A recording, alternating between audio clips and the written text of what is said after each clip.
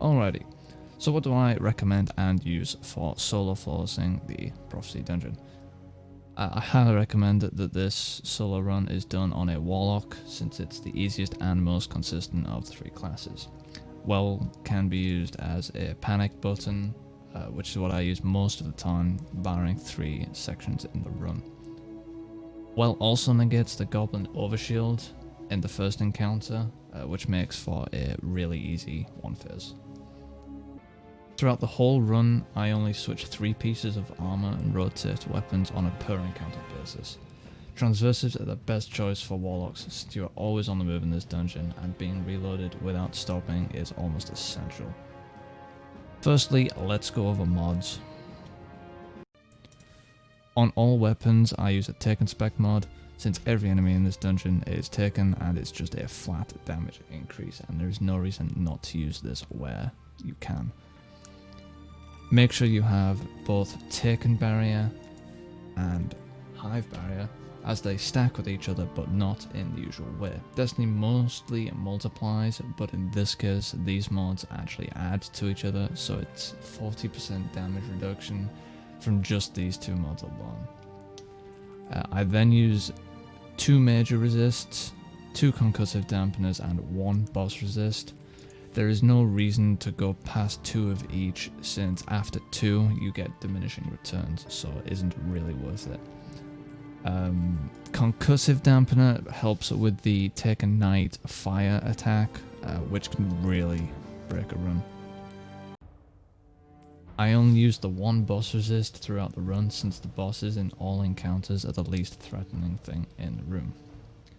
Later in the run, when I switch my armor, I use Taken Armament and Taken Invigoration.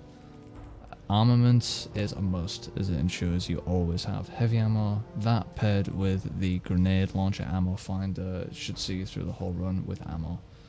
Taken Invigoration is super useful, especially on a Warlock, since it gives you your class ability back when killing any orange bar or above enemy, so any Taken Hobgoblin, the Knights, the Ogres in the final encounter, it really helps you stay alive.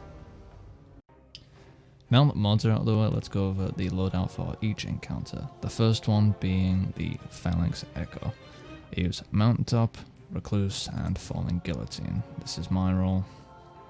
For armor I use Lucent Blade on my chest piece for that extra increase in damage, sword, and then something to become charged with light. Swift Charge works very well with Recluse. This fight's pretty easy, just make sure to kill the Scions, as they can easily mess up a run. Also try to learn the double cleanse skip, as it makes the encounter so much quicker. At the end of this teardown, I'll include a full flawless run, and timestamp each encounter and any key moments in the run. Next is the Wasteland encounter.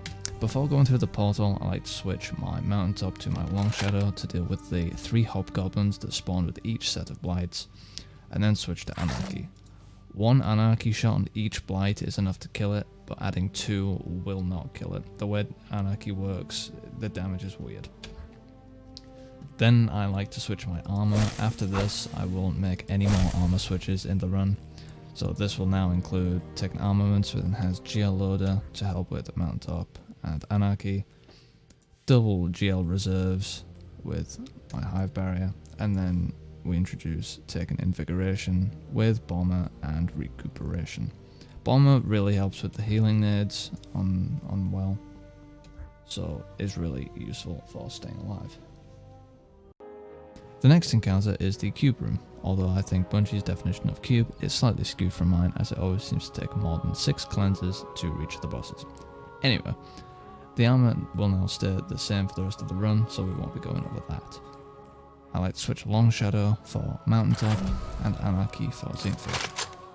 Xenophage 1-shots the Hobgoblins and 3-shots the Knights, so it's very effective during this encounter. Remember that killing a Hobgoblin will spawn a Knight and vice versa, so bear that in mind and pay attention to the spawns of Acolytes and Hobgoblins.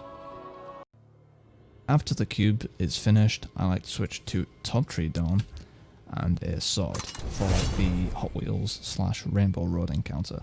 This just makes it a really easy mistake fixer, to get back onto platforms. I like to Sparrow 3/4 of the way down and then run the rest of the way. When running, make sure to keep on top of Vandals since they hit really hard and have caused lots of problems for me in the past. Lastly is the final boss. I switch back to Well and back to Anarchy.